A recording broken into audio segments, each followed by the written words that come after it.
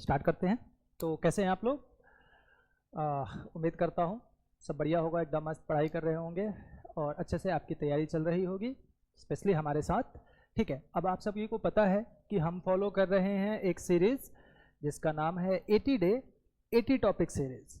और इस 80 day 80 topic series में आज हम करने वाले हैं टॉपिक नंबर 16 और आज हम ऑफिशियली एंटर कर चुके हैं यूनिट नंबर 5 में।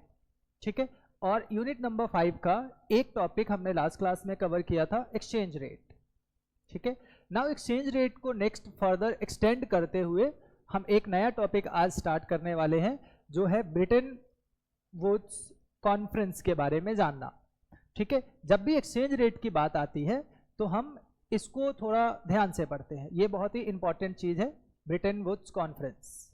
ठीक है, अच्छा, इसमें बेसिकली हम दो नए टॉपिक को कवर करेंगे, एक तो ब्रिटेन वुड्स कॉन्फ्रेंस कवर करेंगे ही करेंगे और एक पढ़ेंगे हम इंटरनेशनल गोल्ड स्टैंडर्ड के बारे में।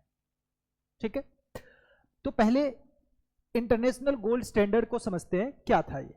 देखो, ये एक तरह का ट्रेड का तरीका था जो कि आपको देखने को मिलता है फ्रॉम 1817 से लेके 1870 से लेके कहां से 1870 से लेके 1914 तक। कब तक आपको देखने को मिलता है ये?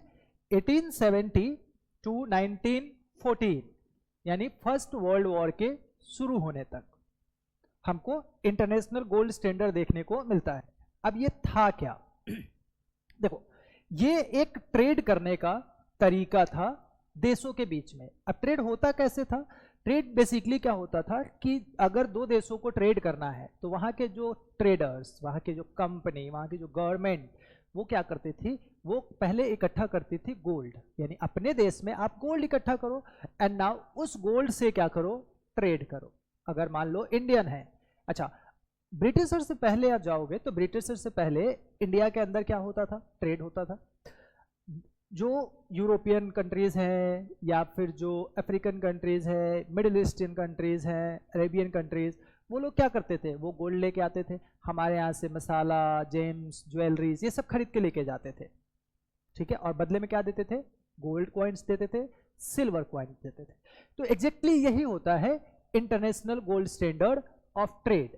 ठीक है, इसमें आप क्या करते हो, आप गोल्ड को अपने ही करेंसी से, देयर करेंसी से आप क्या करते हो, गोल्ड खरीदते हो और फिर उससे क्या करते हो, उस गोल्ड से ट्रेड करते हो। आसान है, ज्यादा कुछ नहीं है। फिर उसके बाद एक इवेंट होता है 1914 का। 14 में क्या होता था, सॉरी 1914 में, इसमें होता है वर्ल्ड वॉर फर्स्ट और ये ट्रेड यहाँ पे समाप्त हो जाता है। फिर ये डिस्ट्रप्शन चलती रहती है। फिर होता है second world war. Second world war खत्म होता है 1944 के अंदर। जब 1944 में सेकेंड वर्ल्ड वॉर खत्म होता है तो सभी विनर कंट्रीज एक साथ एक जगह इकट्ठा होते हैं, उस जगह का नाम था ब्रिटेन।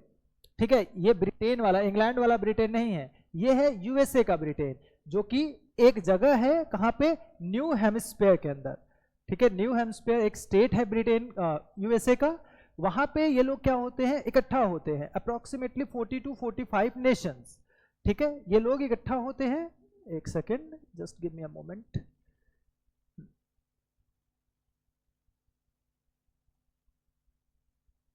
ठीक है, न्यू हेम्स्फीयर एक जगह है जहां पे ये इकट्ठा होते हैं 1 जुलाई टू 22 जुलाई, ये एक इवेंट था, 1 से लेके 22 तक।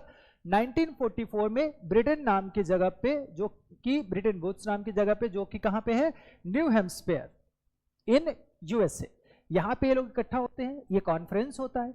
इस कॉन्फ्रेंस में कुछ डिसीजन लिए जाते हैं, उनके वो जो डिसीजंस है, उसके जो मेजर आउटकम्स है, वो हमारे लिए यहाँ पे एग्जाम में इंपॉर्टेंट हो जाता है। उसको हमने कुछ पॉइंट्स में कवर किया हुआ है।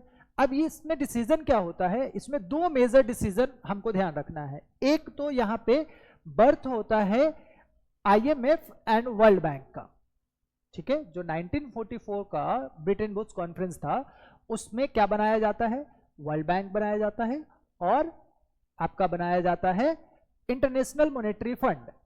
ठीक है, वर्ल्ड बैंक और इंटरनेशनल मॉनेटरी फंड का पर्पस क्या था बनाने का, बहुत डिटेल में ना जाते हुए मैं थोड़े से आसान शब्दों में कहता हूं कि जो भी डेवलपमेंटल एक्सपेंसेस थे, वेलफेयर एक्सपेंसेस थे, इनको जो उस समय के विनर नेशंस थे उन्होंने डिसाइड किया कि हम खुद मैनेज करेंगे, कैटर करेंगे। जो डिस्ट्रक्शन हुआ है सेकेंड वर्ल्ड वॉर में, उन देशों को या जिन देशों का नुकसान हुआ है हम उसको वापस से ग्रो करने में हेल्प करेंगे कलेक्टिवली। तो इस मोटिव से इन दोनों बैंकों का क्या हुआ था, स्टार्ट किया गया था। वन इज IMF और दूसरा है international bank for reconstruction and development, IBDR। तो इसी को बाद में बोला गया वर्ल्ड बैंक। तो ये नाम भी आपको याद रखना है, एक नंबर में पूछ लेगा कि वर्ल्ड बैंक को इनिशियली क्या बोला जाता था। It's was IBDR, international bank, sorry IBRD, international bank for reconstruction and development हमको देखने को मिलता है। ठीक है, अब अगर मैं इसकी समरी की बात करूं इंपॉर्टेंट कुछ पॉइंट में, तो आपको यहां पे ये देखने को मिलता है। अच्छा, इसका दूसरा पॉइंट मैंने नहीं बताया। दूसरा पॉइंट क्या था, डॉलर को एज अ यूनिवर्सल करेंसी इसी कॉन्फ्रेंस के अंदर एक्सेप्ट किया गया था, मतलब डॉलराइजेशन। आपको अगर ट्रेड करना है तो आपको पहले डॉलर परचेज करना होगा, यानी कि डॉलर परचेज करके फिर डॉलर से क्या करना होगा, आपको सामान खरीदना होगा। अब इसका ऐसा क्या हो गया कि भाई गोल्ड छोड़ के डॉलर से खरीद रहे हैं। देखो, जब सेकेंड वर्ल्ड वॉर हुआ तो सेकेंड वर्ल्ड वॉर में पूरी दुनिया इन्वॉल्व थी। ठीक है, वैसे तो ये लड़ाई यूरोप की थी, लेकिन कहीं ना कहीं डायरेक्टली और इनडायरेक्टली पूरी दुनिया उसमें क्या थी, इन्वॉल्व थी, क्योंकि भाई पूरी दुनिया पे कब्जा ही किसका था, यूरोपियंस का था। ठीक है, तो ये यूरोपियंस जब आपस में लड़ रहे थे तो इनको चाहिए थे हथियार, और यूरोप, ये USA, ये कभी लड़ाई में था ही नहीं। वो साइड में बैठ के इन लोगों को क्या प्रोवाइड करता था, वेपन्स। ठीक है, अब इन वेपन से इन्होंने बहुत पैसा कमाया, और जब लड़ाई खत्म हुई तो दुनिया का 70% से ज्यादा गोल्ड उस समय किसके पास था, USA के पास था।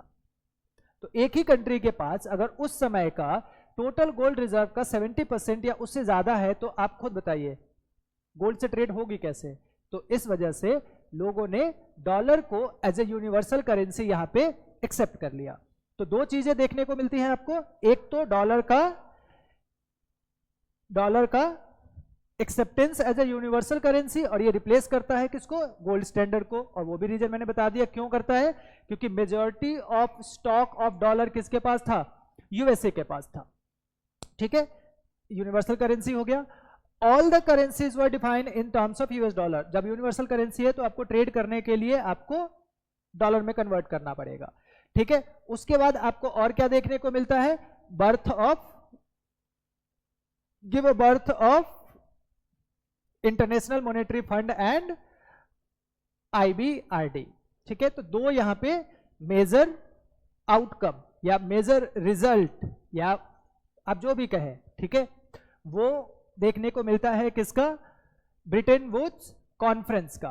पहला ट्विंग, अच्छा, जो आपका IMF है और वर्ल्ड बैंक है, इसको ट्विंग इंस्टीट्यूशंस भी कहते हैं, twin institutions of Bretton Woods conference, क्योंकि इन दोनों का एक साथ ही जन्म हुआ था, इसीलिए इसको ट्विंग इंस्टीट्यूशंस कहते हैं।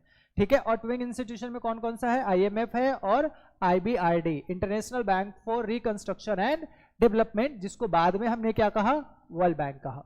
ठीक है, तो इतना सा ही ये टॉपिक था।